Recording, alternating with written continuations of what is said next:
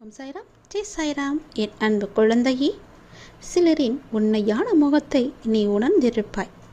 அதை உணர்த்தவே சில துன்பங்கள் உனக்கு வந்தன. இப்போதும் உன்னால் தெளிவான முடிவுகள் எடுக்க முடியும்.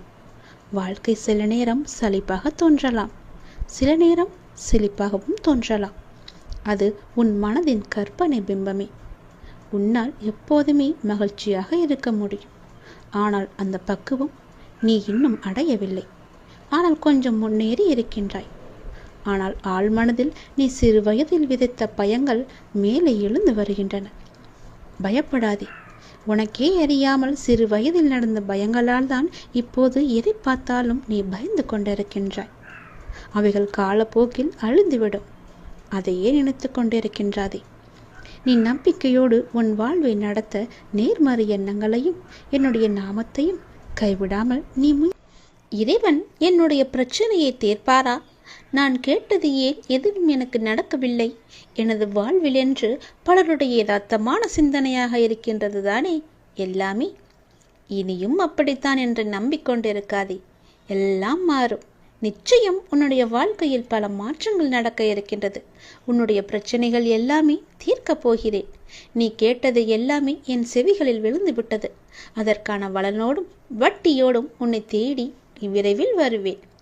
முதலில் எதற்கும் அடிப்படையான தன்மை என்ன என்பதை உணர்ந்து நீ பயணிக்க வேண்டும். எத்தனையோ கேள்விகள் நமக்குள்ளே இருக்க, இப்போது இந்த பிரச்சனை குறித்த கேள்வி எழும் சூழலை கொஞ்சம் ஆழ்ந்து பார். இப்போது இந்த கணம் யாதொரு பிரச்சனையும் உங்களை அணுகி அலைகளிக்கவில்லை என்று நிதர்சனமான அடிப்படையாக அடித்தளமாக கொண்டே எனது பிரச்சனையை இறைவன் தீர்ப்பானா என்று எண்ணத்தால் நீங்கள் ஏங்கிக் கொண்டிருக்கிறீர்கள். இதுதானே உண்மை? அப்போது இந்த கணம் உங்களுக்கு யாதொரு பிரச்சனையும் இல்லாததே அப்படி வைத்திருக்கும்படிதானே நான் உன்னை வைத்திருக்கிறேன். நீங்கள் இறைவனை கேட்கவே இல்லை என்பதும் மெய்தானே? நீங்கள் கேட்டால்தான் உன்னுடைய பிரச்சனையை நான் தீர்ப்பேனா? நீங்கள் கேட்காத உங்களுக்கு இந்த கணம் எல்லாம் ஒத்துழைத்து உங்கள் இஷ்டம் போல என்ன என்ன வேண்டுமோ அதையெல்லாம் உனக்கு தந்து கொண்டுதானே இருக்கிறேன். எந்த தடையை கூட கொடுக்காதபடி உங்களை வைக்க இறைவன் எதையெல்லாம் தடுத்து கொண்டு இருக்கிறேன் என்பது தெரியுமா? சிலவற்றை மறைத்து வைத்திருக்கின்றேன், சிலவற்றை கொடுத்திருக்கின்றேன். உடலளவில் கூட பூரண ஒத்துழைப்பை உனக்கு வழங்கி இருக்கின்றேன். பிரச்சனை இல்லாத, மிக பெரிய பிரச்சனை இல்லாத சின்ன சின்ன சறுக்கல்களை மட்டுமே உனக்கு தந்திருக்கின்றேன். நீங்கள் இந்த கணம் எந்த பிரச்சனையும் இல்லாது இருக்க என்ன எல்லாம் நடந்து கொண்டிருக்கிறது என்று கொஞ்சம் ஆழ்ந்து சிந்தித்துப்பார்.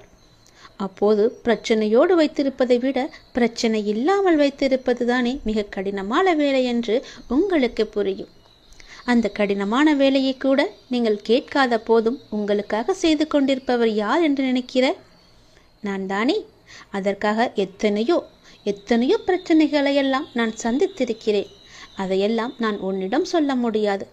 உள் நின்று அதை ஆண்டு அடக்கி அருள்வதின் செயல்பாடுதான் மிகவும் பெருசு. இப்போது உங்களுக்கு இந்த பிரச்சனை இல்லாத சூழ்நிலை அமைந்ததற்கு நீ கடவுளுக்கு நன்றி சொல். இப்போது இறைவன் உங்களுக்கு நீங்கள் வேண்டாததையெல்லாம் உங்களுக்கு அருளச் செய்து நிதர்சனமாக சந்தோஷமான வாழ்க்கையை தானே உனக்கு அனுபவித்திருக்கின்றேன். இறைவன் உனக்கு தந்திருக்கின்றேன். இந்த நிலையை நாம் முதலில் உணர்ந்து பூரணமாக அனுபவிக்கின்றோமா, பயன்படுத்துகின்றோமா? அப்படி பயன்படுத்தினாலும் கூட அது இப்படி பிரச்சனை வந்தது, அது உங்களை அப்படி பாதித்தது, எதனால் இப்படி பாதித்தது என்று பிரச்சனையை பற்றியே சிந்தித்து கொண்டிருக்கிறாயே.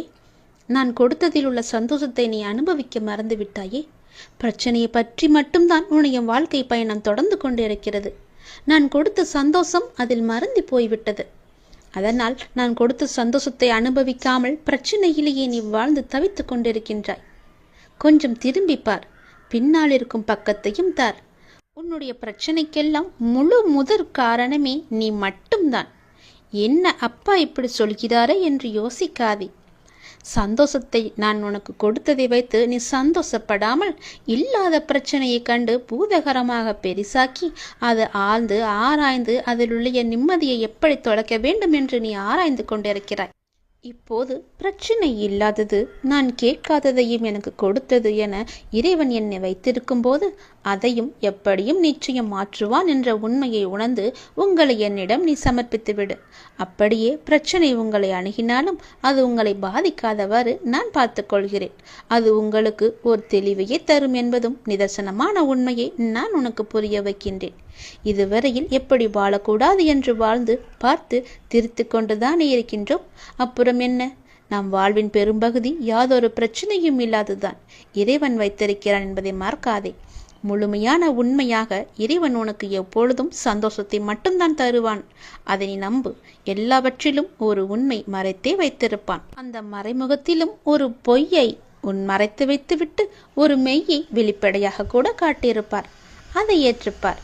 அதற்கான தருணத்தை நாம் எதற்கு எப்படி பயன்படுத்தி கொள்கின்றோமோ அப்படியே நம் வாழ்க்கையும் நமக்கு பிரதிபலிக்கின்றது என்பது உண்மை. உங்கள் பிரச்சனை இல்லாததாக உன்னுடைய வாழ்க்கையை நீ மாற்றி வைத்துக்கொள். நீங்கள் கேட்காததை அருளிய எனக்கு நீ கேட்பதை கூட எனக்கு கொடுக்க தெரியும். எவ்வளவு நேரமாக போகிறது? அதனால் உன் வாழ்க்கை நிம்மதியான வாழ்க்கையாக வாழ வேண்டும் என்று நீ ஆசைப்பட்டால் நான் சொல்வது போலவே செய்.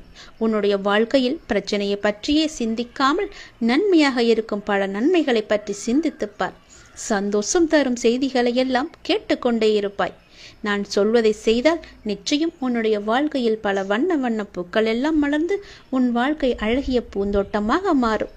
இறைவன் புராண புத்தகங்களில் மட்டும் தெரிந்து கொள்ளக்கூடியவன் அல்ல. அவன் நம் வாழ்வின் ஒவ்வொரு நொடி பொழுதிலும் அனுபவிக்க கூடியவனாக இருக்கின்றார். இந்த பதிவானது உனக்கு மட்டுமே, உனக்காக மட்டுமே நான் சொல்லி இருப்பேன். பல சூட்சுமங்களை மறைத்து சில சூட்சுமங்களை வெளிப்புறமாக சொல்லியும் இது உனக்காக சொல்லியது. நீ இதை எந்த விதத்தில் எடுத்துக்கொள்கின்றாயோ அந்த விதத்தில் உனக்கு பலன் அளிக்கும். நீ எப்படி எடுத்துக்கொண்டாலும் பரவாயில்லை. நான் சொல்வதை சொல்லிவிட்டேன். பிறகு உன்னுடைய பொறுப்பு.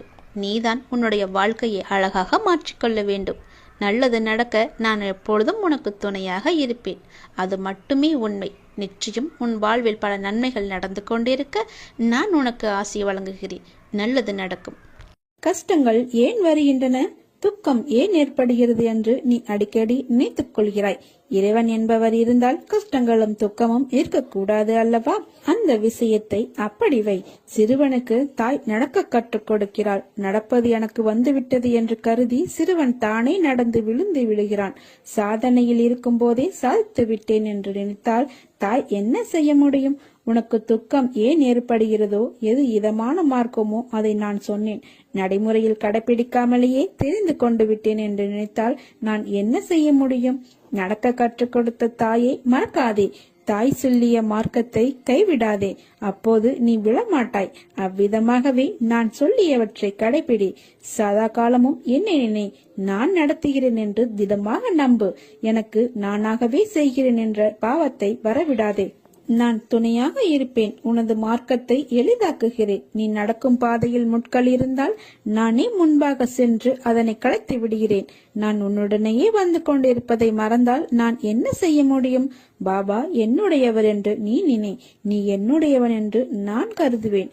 சுடர்விடும் தீபத்தை பார்க்காமல் இருளாக இருக்கிறதே என்றால் நான் என்ன செய்ய முடியும்? என் வார்த்தைகள் மீது நம்பிக்கை வை. யாரும் இந்த உலகில் அனாதைகள் அல்ல. எல்லோருக்கும் எல்லாம் இருக்கிறது. மனிதனை யாரும் கைவிட்ட போதிலும் இந்த சாயப்பா கைவிட மாட்டேன். தாய் என்பவர் 10 மாதம் சுமந்து உனக்கு உயிர் கொடுத்து உன்னை தன்னை காட்டிலும் அதிக அன்பும் அக்கறையும் கொண்டு காக்கும் கருவறையில் உள்ள தெய்வம் அவள். தன் வழியை பெரிதுபடுத்தாது தன் பிள்ளையின் நலனை மட்டுமே யோசித்து தன் தாய்மையை காட்டி விலை மதிப்பு சொல்ல முடியாததை உனக்கு உணர்த்தி சொல்லித் தருவாள். உன் உயிருக்கு உன் பிறப்புக்கு முதல் அர்த்தமாய் கடவுளின் அர்த்தங்களை தன் குருதி மூலம் உனக்கு சொல்பவர். அப்பா என்பவர் உயிர் கொடுத்து அன்னையின் பங்குக்கு மேலாக உன் வாழ்வுக்கு வழிகாட்டி அதற்கு உயிர் கொடுத்தவர். உன் எதிர்காலத்தில் ஒரு அர்த்தங்களை கொடுத்து உன் கையால் நீ தனித்துவம் பெற்று வாழ தன்னையே உருக்கி சிலையாய் உருவாக்கும் சிற்பியாய் உள்ளியாய் அதை தாங்கும் எல்லாவுமாய் உன்னை அர்த்தமுள்ள முழு மனிதனாய் ஆக்குவது அப்பா. அப்பாவின் கண்டிப்பு, கட்டளை, கோபம், பாசம் இவைகள் எல்லாம் தான் உன்னை சிறந்தவராக ஆக்க முடியும். அப்படிப்பட்ட உறவுகளை என்றைக்கும் மரியாதை செலுத்து. அவர்கள் உன்னை காக்க தாண்டுகின்ற பாதையின் வழி எப்படிப்பட்டது என்பது உனக்கு சொல்லி புரிவது அல்ல. நீ அந்த இடத்திற்கு வந்தால்தான் உனக்கு புரியும். அவர்களின் அம்சமாய் உன்னிடத்தில் எப்போதும் உன்னிடத்தில் நான் இருப்பேன். யாருக்காகவும் உன் தாய் தந்தையை விட்டுக் கொடுக்காதே. அவர்களின் முதுமை காலம் என்பது உனக்கு கிடைத்த வரம். நீ அவர்களை பிள்ளையாய் பார்க்கும் காலம். அவர்களுக்கு துணையாய் ஆறுதலாய் இரு. அவர்களை உன் தாய் தந்தையாய் தேர்ந்தெடுத்து உன் வாழ்க்கையில் வழிகாட்ட இந்த மண்ணுலகில் நான் உன்னை படைத்தேன். உன் ஆன்மாவுக்கு நான் அப்பா அம்மாவாயிருந்து வழி சேர்ப்பேன். மாசுபட்ட தண்ணீரை கலக்கி வைத்தால்தான் அதற்கான சுத்தம் என்ன என்பது மேலோங்கி வரும். உன் காலத்தையும் நேரத்தையும் மோசமானது என்று எடுத்துக்கொள்ளாதே. அனுபவம் என்ற முத்தை கடலுக்குள் சென்று எடுக்கும் காலம் இது. சிப்பி தேடிக் கொண்டிருக்கிறாய் நீ. விரைவில் முத்துக்களை எடுப்பாய். இது என் சத்திய வாக்கு. உன்னை கரை சேர்க்க எண்ணத்தக்க இயலாத காரியத்தையும் உனக்கு அருள்வேன். முடியாது, என்னால் இது நடக்காது என்ற எண்ணத்தை நீ ஏற்றுக்கொண்டு இருப்பதால் தான் இவ்வளவு நாள் கடந்து போயின. இன்று அதனை உடைத்து முடியும், என்னால் இது என்று நினைத்துக் கொள்கிறாய். சாயப்பா செயல் புரியும் கடமை என்று உங்களிடத்தில் விட்டுவிட்டேன். அதன் விளைவுகளை நீங்கள் தான் பார்த்து கொள்ள வேண்டும் என்று சொல்கிறாய் என்று தீர்க்கமான எண்ணத்தை கொண்ட உன் மனதிற்கு உன்னை கோபுரத்தின் உச்சியில் உட்கார வைக்கப் போகிறேன். என்றும் உனக்கான உலகமாய் சாயப்பா நான் இருப்பேன். கவலைப்படாதே குழந்தையே. இதுவரை நீ பட்ட கஷ்டங்களுக்கும் வேதனைகளுக்கும் ஒரு முடிவு வந்துவிட்டது. இனி உன் வாழ்வில் கஷ்டம் என்பதே இருக்காது. இது என் சத்திய வாக்கு. என் வாக்கு என்றும் பொய்யாகாது. நம்பிக்கையுடன் இரு. உண்மையான பக்தியும் உதவுகின்ற நெஞ்சமும் உன்னிடம் இருந்தால் உன்னை தேடி நானே வருவேன். நீ தேடி சென்ற காலம் விலகி அனைத்தும் உன்னை தேடி உனது வருகைக்காக காத்திருக்கும் நேரம் இது. கவலைகளுக்கு என்றும் இடம் தராதே. மனம் தளராமல் இரு. விரைவில் புதிய அத்தியாயம் உன் வாழ்வில் நடைபெறும். காத்து கொண்டிரு. உனக்கு பிடித்த ஒன்றை தரப்போகிறேன். என் வாக்கு என்றுமே பொய்யாகாது. உறவுகள் உன்னை பாராட்டும். பிள்ளைகள் உனக்கு பெருமை சேர்ப்பர். பொறுமையாக இரு. நான் எனது அதிசயத்தை நிகழ்த்துவேன். அனைத்தையும் ஜெயமாக்குவேன். வழியிலும் வாழ்விலும் என்றென்றும் உனக்கு துணையாக நான் இருப்பேன். உனக்கு ஒரு விஷயத்தை சொல்கிறேன் கேள். நான் உன்னுடன் எப்போதும் இருக்கிறேன். நீ கவலை இல்லாமல் இரு. எந்த ஆபத்திலிருந்தும் நீ முற்றிலும் காப்பாற்றப்படுவாய் என்பதில் உனக்கு எந்தவித சந்தேகமும் வேண்டாம். ஒவ்வொரு வினாடியும் நான் உன்னுடன் இருக்கிறேன். நீ தனியாக நடக்கிறாய் என்று நீ நினைக்கிறாயா? உன் பாதை என்னால் வடிவமைக்கப்பட்டது. நான் உன் வாழ்க்கையை உருவாக்கியவன். நான் உன்னுடன் நடப்பயிற்சி செய்கிறேன். நீ சிந்தும் கண்ணீர் மற்றும் வலிகளை நான் உணர்வேன். நானே மருந்தாகவும் மற்றும் நானே உன் படைப்பாளியாகவும் இருக்கிறேன். எனது கண்களை நன்றாக உற்றுப்பார். உன் வலிகளை மௌனமாக குணப்படுத்தி உனக்காக நல்ல நேரத்தை உருவாக்கி கொண்டிருக்கிறேன். நான் உன்னை பாதுகாப்பேன். உன் மீது அன்பாக இருக்கிறேன். என் அனுமதி இல்லாமல் எதுவும் நடக்காது. எதையும் செய்ய முடியாது. எந்த தீங்கும் நான் செய்ய விட மாட்டேன். இறைவன் நிறைந்திருக்கும் வெட்ட வெளியே உண்மை. மற்றபடி நிரந்தரமில்லாத இந்த மாய உலகங்கள் எல்லாம் இறைவனால் படைக்கப்பட்டு இந்த உலகத்தில் தொங்கவிடப்பட்டுள்ளதன் காரணம் நாம் இறைவனை படிப்படியாக அறியும் பொருட்டே.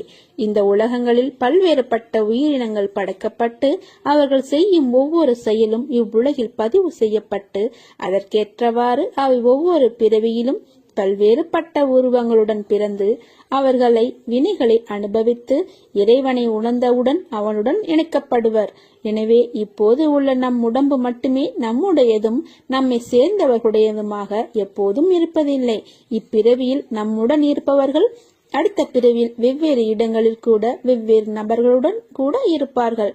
அதை உணராதவர்கள் ஒவ்வொரு கெட்ட வினைகளுக்கும் பதில் வினைகளை செய்யாமல் இருக்க தெரியாமல் மற்றும் பொறுத்திருக்க தெரியாமல் உடனே பதில் வினைகளை யோசிக்காமல் செய்த பாவ மூட்டைகளை அதிகரித்து ஒரு குறிப்பிட்ட காலத்திற்கு பிறகு இந்த உலகங்களுடன் சேர்ந்து அழிக்கப்பட்டு விடுவர். மறுபடியும் இறைவனால் எல்லா உலகங்களும் உயிரினங்களும் மறுபடியும் புதியதாக தோற்றுவிக்கப்பட்டாலும் மறுபடியும் இந்த மாதிரி பொறந்திருக்க தெரியாமல் உள்ள உயிரினங்கள் பிறகு மறுபடியும் இந்த உலகங்களுடன் சேர்ந்து அழிக்கப்பட்டுவிடும். எனவே உலகத்தில் எதன் மீதும் அதிகம் ஆசை வைக்காதே. எதுவும் நிரந்தரமில்லை. இருக்கும் வரை நமக்கு கிடைக்கும் வரை அதை அனுபவி. மகிழ்ச்சியாக இரு. பணிந்து போக தெரிந்து கொள்.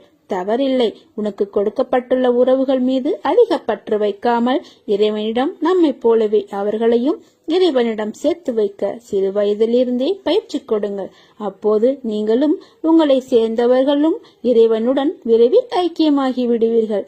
அப்படி முடியவில்லை என்றாலும் உன் வேண்டுதலால், உன் பொறுமை மற்றும் நம்பிக்கையால், எதிரிகளுக்கும் விட்டுக் கொடுக்கும் தன்மையால் ஒரு நாள் நிச்சயம் விடியும். உனக்கு தேவையானதெல்லாம் உன் வீடு தேடி தானே வந்தடையும்.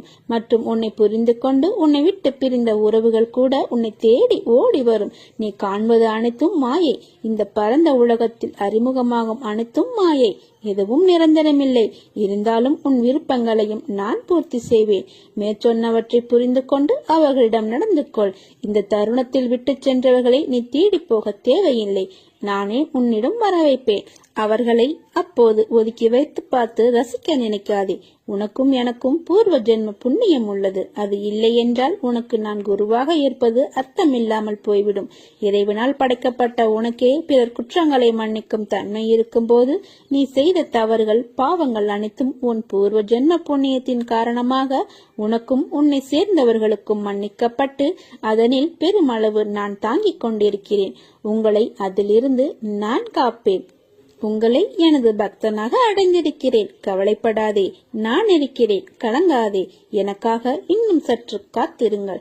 உங்களுக்கான நாளிலிருந்து அனைவர் முன்னிலையிலும் உங்களை வெறுத்தவர்கள் உட்பட இது எப்படி நடந்தது என்று அனைவரும் பிரமிப்பு அடையும்படி அதிசயங்கள், அற்புதங்கள் ஒவ்வொன்றாக பெய்யென பெய்யும் மழையை போல உங்களுக்கு நடந்து கொண்டே இருக்கும். மற்றும் இறைவனிடமும் நீங்கள் ஐக்கியமாகி விடுவீர்கள்.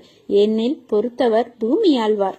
என்னுடைய ஆசீர்வாதத்தை நன்றாக ஒத்துக்கவனே. விரைவில் நல்லது நடக்கப் போகிறது. உனக்கு ஒரு விஷயத்தை சொல்கிறேன். நான் உன்னுடன் எப்போதும் இருக்கேன். நீ கவலை இல்லாமல் இரு. எந்த ஆபத்திலிருந்தும் நீ முற்றிலும் காப்பாற்றப்படுவாய் என்பதில் உனக்கு எந்தவித சந்தேகமும் வேண்டாம். ஒவ்வொரு வினாடியும் நான் உன்னுடனே இருக்கிறேன். நீ தனியாக நடக்கிறாய் என்று நீ நினைக்கிறாய். உன் பாதையை என்னால் வடிவமைக்கப்பட்டது. உனக்கு அள்ளி கொடுக்க நான் இருக்கிறேன். உனக்கு தேவையானதை நீ கேள். உனக்கு எது தேவையோ அதை நான் வாரி வழங்குவேன். உனக்கு துயரத்தை தருவது இப்போதைய உனது நிலை அல்ல, உனது தன்னம்பிக்கை குறைந்த தன்மை, அதாவது அவநம்பிக்கை என்பதை தெரிந்து கொள். உயிர் போனாலும் தானாக போகட்டும். இருக்கும் வரை தொடர்ந்து போராடு. கொலையாக அழுது புலம்பாதே. தலைவலியாக இருந்தால் என்ன, தலை போகும் காரியமாக இருந்தால் என்ன, இந்த வாழ்க்கையில் இந்த ஒரு தரம் மட்டுமே இந்த கடினமான பாதையை கடந்து போக போகிறாய். நடுப்பகுதியை தாண்டி விட்டாய். இன்னும் கொஞ்ச நேரம், கொஞ்ச தூரம்தான். சுமையை இறக்கி வைக்க இன்னும் கொஞ்சம் அவகாசம்தான். அதற்குள் அவசரப்பட்டு விடாதே. சோதனையை சகிக்கிறவன் பாக்கியவான். ஏனெனில் சோதனை காலத்தில் அவனோடு நீக்கமர நிறைந்திருக்கிறேன். பிரச்சனைகளை எதிர்கொண்டு போராட தயாராகிறவன் பாக்கியவான். யுத்த காலத்தில் அவன் சார்பாக நான் நிற்கிறேன். இழிவுபடும் போது சகித்துக் கொள்ளும் நீ பாக்கியசாலி. அதை நான் புண்ணியங்களாக மாற்றி உன் துயரத்தில் பங்கெடுக்கிறேன். நீ என்னை வழிபட ஆரம்பித்தது நான் உனக்கு துணையாக வந்ததால் தான். இது அறியாமல் இன்னும் என்னை தேடிக்கொண்டிருப்பது எதற்காக? நான் உன்னுடன் தான் இருக்கிறேன். வேதங்களும் சாத்திரங்களும் நமக்கு எவ்வளவோ விஞ்ஞானத்தையும் ஞானத்தையும் கொடுத்திருக்கிறது. அதில் எவ்விதமான சந்தேகமும் இல்லை.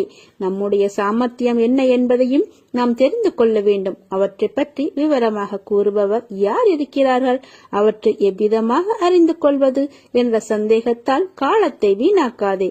எறும்பு ஒரு மலையை சுமக்க முடியாது, மேலே தூக்கவும் முடியாது. ஆனால் மலையின் மேல் எறும்பினால் ஏற இயலும். காரணம் என்னவென்றால் அதற்கு அந்த விசுவாசம் இருக்கிறது. அந்த விசுவாசத்தின் காரணமாக அந்த வேலையை செய்ய முடிகிறது. என் நாம உச்சாடனையில் அப்படிப்பட்ட நம்பிக்கையை நீ வைத்தால் உன்னை நான் ஆன்மீக மலைச்சிகரத்தின் உச்சியில் உட்கார வைக்கிறேன். பாதையில் நீ நீர் ஊற்றினால் கிளைகள் துளிர் விடுகிறது. வேதங்களுக்கும் சாஸ்திரங்களுக்கும் மூலம் ஏதோ ஒரு சக்தியின் நாமமே. நாமம் என்றால் சொரூபத்தை ஒருமித்த உச்சரிப்பின் மூலம் உண்மையை கிரகித்தலையாகும். என் நாமத்தை உச்சரிப்பதால் வேறு சிந்தனைகள் தோன்றாது. அனர்த்தமான துன்பங்கள் வளராது. என் வார்த்தைகள் மீது நம்பிக்கை வை. நினைத்து பார்க்க முடியாத அதிசயம் இப்போது நடக்கப் போகிறது. உனக்கான நற்பலன் நிச்சயம் உன்னை வந்து சேரும். பாபாவை நம் வீட்டின் மூத்தவராக நினையுங்கள். கடவுளாக நினைப்பதை விட அவரை உங்கள் வீட்டில் ஒருவராக நினைத்து உணவு, தண்ணீர் அனைத்தும் வைத்து அவருடன் பேசுங்கள். உங்கள் மனக்கவலைகள் அனைத்தையும் கேட்பதற்கும் அதிலிருந்து உங்களை மீட்பதற்கும் அவரால் தான் முடியும். தன் குழந்தைகளின் சந்தோஷமே தன்னுடைய சந்தோஷம் என்று அன்றிலிருந்து இன்று வரை வாழ்ந்து வருபவர் நம்முடைய சாய்பாபா. நம்பிக்கையுடன் இருங்கள், நல்லதே நடக்கும். நீங்கள் கேட்டது விரைவில் கிடைக்கும், கிடைத்தது நிலைக்கும். பொறுமையுடன் காத்திரு. கண்கள் உன்னை காண, உள்ளம் உன்னை நினைக்க, கைகள் உன்னை வணங்க, வணங்கும் உள்ளத்தை காத்தருள் புரிவா என்று சாய்பாபாவிடம் கேட்டுக்கொள்ளுங்கள். நான் யார் என்று யாருக்கும் தெரியாது. யாவும் அறிந்த பாபா என் நிலை நீ அறிவீர்களா? மாயை சூழும் வாழ்வில் தடுமாறும் நிகழ்வில் எம்மை தனித்து விடுவீரோ?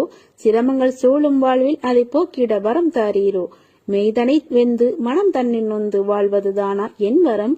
நின் விழிப்பார்வை என்னை பார்ப்பதில் என்ன சுணக்கம்? யார் யாரோ எப்படியோ வாழ்ந்திருக்க நின் திருவடியில் நிழல் தேடும் இந்த பாவி பக்தனை புறம் தள்ளாதிர் பாபா. பாவங்கள் பல செய்தாலும் காப்பது உன் கடமை. என் நல் தேடலும் தேவையும் தருவது உன் சத்தியமே. சாய்தேவா, என்னை காப்பாற்று. உன்னை நம்பி கெட்டவர்கள் யாரும் இல்லை, நானும் கெடப்போவதில்லை. எம்மை கரை சேர்ப்பதே உன்னுடைய பொறுப்பு. உன் அற்புதம் என் வீட்டில் நிகழட்டும். உன்னை கை தொழுதிட்டு கண்டு யாவரும் எம்மை கேலி பேசக்கூடாது. என் தேவை அறிவீர்களாக நீங்கள். என் கரம் தாருங்கள். நான் அழுதது போதும், நான் சிரிக்க வேண்டும். ஆனந்த பாபாவே, ஆனந்தம் வேண்டும். நேர் செய்திடுங்கள், சரி செய்திடுங்கள். இக்கணமே வாழ்வில் இனிப்பை தாருங்கள். என்னை தேற்றிட உமையின்றி யாரும் இல்லை. எம்மை காத்து அருளீர் பாபா என்று இக்கணமே அவரிடம் வேண்டிக் கொள்ளுங்கள். சாய்நாதா, நீங்கள் இல்லை எனில் நாங்கள் இல்லை. நாங்கள் நிற்பதும் நடப்பதும் உண்ணுவதும் உறங்குவதும் சிரிப்பதும் அழுவதும் வெற்றியும் தோல்வியும் இன்றும் நாளையும் எல்லாமே உன்னால்தான். பாபா நமக்கு ஒரு காரியத்தை தாமதப்படுத்தினால் நிச்சயமாக அதில் ஒரு நன்மை இருக்கும் என்பதை நம்புங்கள். ஒரு கஷ்டம் வரும்போது நமக்கு நல்ல காலம் பிறந்து விட்டது, இனி நன்றாக இருப்போம் என நம்பிக்கை கொள்ள வேண்டும். தன்னை மட்டுமே நம்பி வந்த பக்தனுக்கு எந்த விதமான ஆபத்தும் வராமல் காப்பாற்றுவதே சாயினுடைய சத்தியமான விரதம். கவலைப்படாதே குழந்தையே, இதுவரை நீ பட்ட கஷ்டங்களுக்கும் வேதனைகளுக்கும் ஒரு முடிவு வந்துவிட்டது. இனி உன் வாழ்வில் கஷ்டம் என்பதே இருக்காது. இது என் சத்திய வாக்கு. என் வாக்கு என்றும் பொய்யாகாது. நம்பிக்கையுடன் இரு. உண்மையான பக்தியும் உதவுகின்ற நெஞ்சமும் உன்னிடம் இருந்தால் உன்னை தேடி நானே வருவேன். நீ தேடி சென்ற காலம் விலகி அனைத்தும் உன்னை தேடி உனது வருகைக்காக காத்திருக்கும் நேரம் இது. கவலைகளுக்கு என்றும் இடம் தராதே. மனம் தளராமல் இரு. விரைவில் புதிய அத்தியாயம் உன் வாழ்வில் நடைபெறும். காத்து கொண்டிரு. உனக்கு பிடித்த ஒன்றை தரப்போகிறேன். என் வாக்கு என்றுமே பொய்யாகாது. உறவுகள் உன்னை பாராட்டும். பிள்ளைகள் உனக்கு பெருமை சேர்ப்பர். பொறுமையாக இரு. நான் எனது அதிசயத்தை நிகழ்த்துவேன். அனைத்தையும் ஜெயமாக்குவேன். வழியிலும் வாழ்விலும் என்றென்றும் உனக்கு துணையாக நான் இருப்பேன். உனக்கு ஒரு விஷயத்தை சொல்கிறேன், கேள். நான் உன்னுடன் எப்போதும் இருக்கிறேன். நீ கவலை இல்லாமல் இரு. எந்த ஆபத்திலிருந்தும் நீ முற்றிலும் காப்பாற்றப்படுவாய் என்பதில் உனக்கு எந்தவித சந்தேகமும் வேண்டாம். ஒவ்வொரு வினாடியும் நான் உன்னுடன் இருக்கிறேன். நீ தனியாக நடக்கிறாய் என்று நீ நினைக்கிறாயா? உன் பாதை என்னால் வடிவமைக்கப்பட்டது. நான் உன் வாழ்க்கையை உருவாக்கியவன். நான் உன்னுடன் நடப்பயிற்சி செய்கிறேன். நீ சிந்தும் கண்ணீர் மற்றும் வலிகளை நான் உணர்வேன்.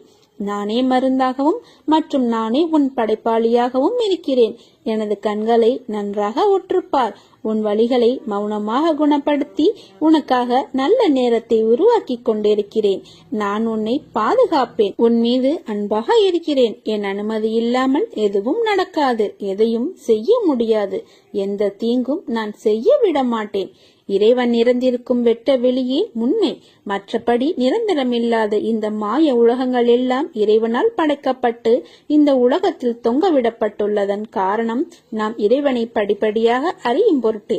இந்த உலகங்களில் பல்வேறுபட்ட உயிரினங்கள் படைக்கப்பட்டு அவர்கள் செய்யும் ஒவ்வொரு செயலும் இவ்வுலகில் பதிவு செய்யப்பட்டு அதற்கேற்றவாறு அவை ஒவ்வொரு பிறவியிலும் பல்வேறுபட்ட உருவங்களுடன் பிறந்து அவர்களை வினைகளை அனுபவித்து இறைவனை உணர்ந்தவுடன் அவனுடன் இணைக்கப்படுவர். எனவே இப்போது உள்ள நம் உடம்பு மட்டுமே நம்முடையதும் நம்மை சேர்ந்தவர்களுடையதுமாக எப்போதும் இருப்பதில்லை. இப்பிறவியில் நம்முடன் இருப்பவர்கள் அடுத்த பிறவியில் வெவ்வேறு இடங்களில் கூட வெவ்வேறு நபர்களுடன் கூட இருப்பார்கள். அதை உணராதவர்கள் ஒவ்வொரு கெட்ட வினைகளுக்கும் பதில் வினைகளை செய்யாமல் இருக்க தெரியாமல் மற்றும் பொறுத்திருக்க தெரியாமல் உடனே பதில் வினைகளை யோசிக்காமல் செய்த பாவ முட்டைகளை அதிகரித்து ஒரு குறிப்பிட்ட காலத்திற்கு பிறகு இந்த உலகங்களுடன் சேர்ந்து அழிக்கப்பட்டு விடுவர். மறுபடியும் இறைவனால் எல்லா உலகங்களும் உயிரினங்களும் மறுபடியும் புதியதாக தோற்றுவிக்கப்பட்டாலும் மறுபடியும் இந்த மாதிரி பொறந்திருக்க தெரியாமல் உள்ள உயிரினங்கள் பிறகு மறுபடியும் இந்த உலகங்களுடன் சேர்ந்து அழிக்கப்பட்டுவிடும். எனவே உலகத்தில் எதன் மீதும் அதிகம் ஆசை வைக்காதே. எதுவும் நிரந்தரமில்லை. இருக்கும் வரை நமக்கு கிடைக்கும் வரை அதை அனுபவி. மகிழ்ச்சியாக இரு. பணிந்து போக தெரிந்து கொள். தவறில்லை. உனக்கு கொடுக்கப்பட்டுள்ள உறவுகள் மீது அதிக பற்று வைக்காமல் இறைவனிடம் நம்மை போலவே அவர்களையும் இறைவனிடம் சேர்த்து வைக்க சிறு வயதிலிருந்தே பயிற்சி கொடுங்கள். அப்போது நீங்களும் உங்களை சேர்ந்தவர்களும் இறைவனுடன் விரைவில் ஐக்கியமாகி விடுவீர்கள்.